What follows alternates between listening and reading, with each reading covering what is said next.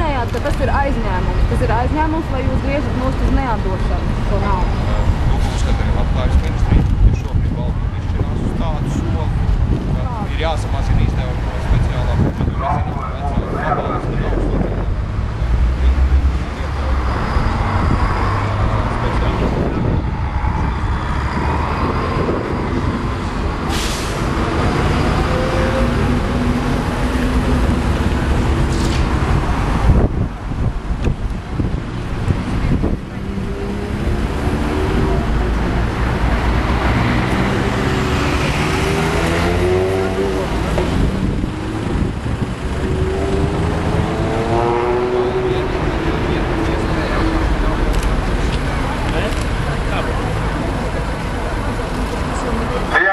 Tur nav gājēju pārējā.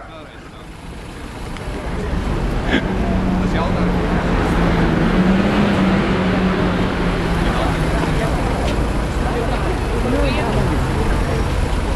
Protams, uzstāšana kontrolās vēra nav tāds vēra, vai tā mazliet. Tur ir kontrolās vērs, mani augsts vienīgais, ko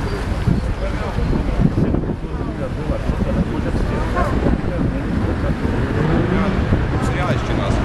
Sociālās iemaksas mums tiek veikts par bezdarbniekiem, par pensionāriem,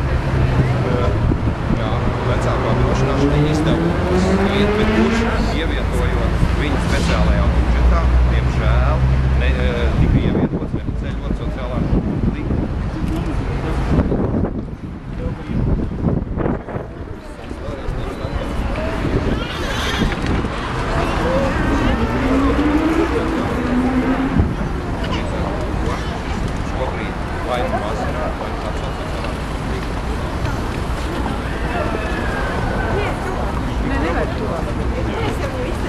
Sāktu raudāt.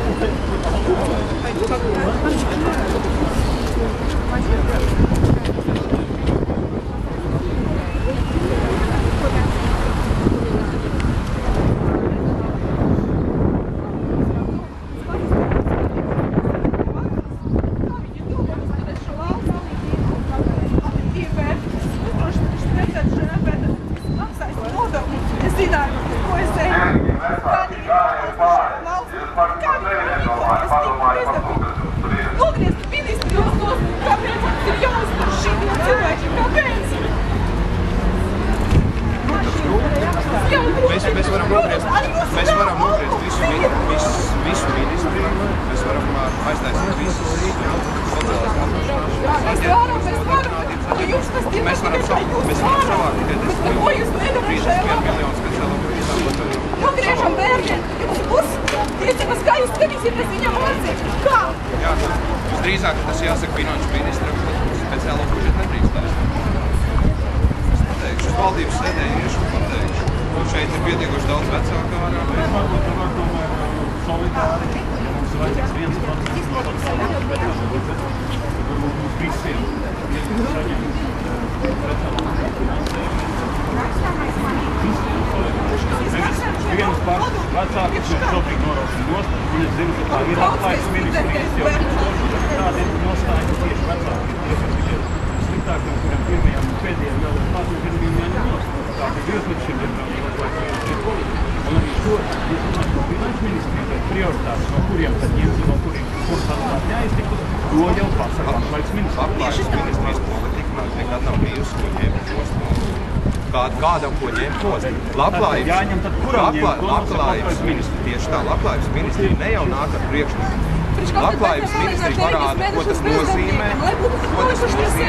Ne, palēnām bezdarbīgiem, bet tā māmiņa, kas sēž mājās, augurē bērnīgas un nesaņem neko, pirms tā mazina. Jā, bet tiem cilvēkiem, kam ir šobrīd ar bezdarbnieku pabalstu 4 un 6 mēneši, viņiem pēc 4 mēnešiem izpratīt. Viņiem pēc kādā nekas. Lūdzu, pēc kāda kas vēl paliek nekas. Mēs samaginām bērnu no ministras māmiņu. Tas ir valsts kā valsts. Jā, drīz nebūs ko Afganistānas. Jā, protams, ka mums ir valdībai kopumā jāizšķirās, vai mums svarīgāk dzelži, vai kaut ko darīt uz ārpus to un skatīties no kā mums cilvēks ir. Vislabāk šobrīd strādāt un cerēt un ticēt un lūgt viņām aizstāvēt mūsu visas māmiņas.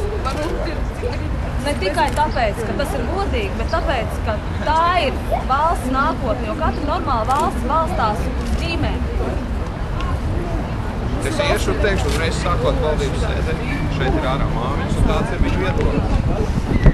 Centīšu.